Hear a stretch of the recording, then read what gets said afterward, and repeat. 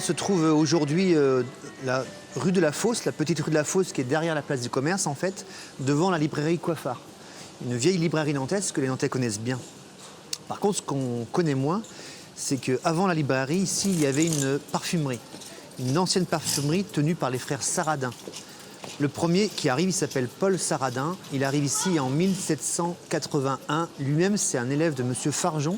Farjon, c'était un célèbre parfumeur de Louis XVI et de sa cour. Et il s'installe à Nantes, ici, il crée sa parfumerie. Et les frères Saradin, enfin lui, puis ensuite les descendants, Paul Saradin, Émile Saradin et Paul-Émile Saradin, qui deviendra maire de Nantes, vont traverser grosso modo 3 siècles d'industrie et de politique à Nantes.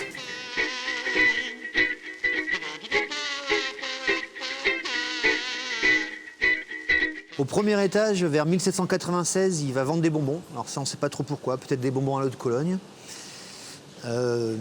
Voilà. Et ces fameux Saradins donc, vont tenir là jusqu'au début du XXe. Et au début du XXe, un monsieur, Achille Coiffard, va créer cette librairie qu'on voit ici, qui est toujours là en fait. C'est marqué d'ailleurs librairie indépendante depuis 1919. Monsieur Coiffard, jusqu'en 1979. En 1979, ce sera un monsieur Marc Guillon. Et en 2011, Rémi Ellinger, donc, qui a repris cette librairie, la vieille librairie nantaise, bien connue des Nantais, qui est juste à côté d'une vieille enseigne aussi qui s'appelle la confiserie Gauthier.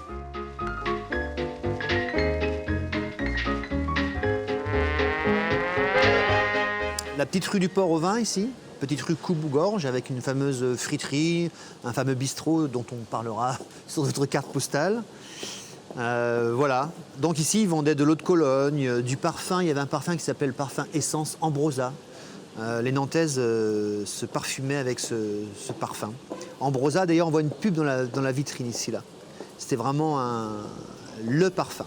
Je pense qu'il faudrait remettre ce parfum au goût du jour.